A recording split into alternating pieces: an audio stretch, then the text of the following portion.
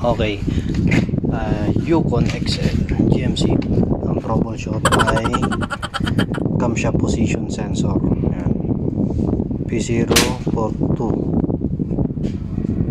Ito yung luma. Pinalitan na ng bago. Doon sa likod ng intake manifold ang location ng camshaft niya. Pinalitan na ng bago, wala pa rin nangyari. Ganun pa rin ang trouble. Hanggang sa nag-trace ako ng wiring. Ito ang nakita. Dito putol.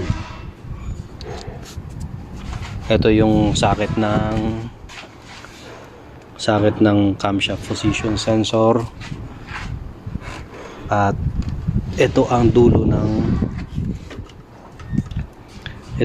ng wire niya papuntang computer. Ayan, sumisindi. Ibig sabihin yan yun. Dito siya naputol.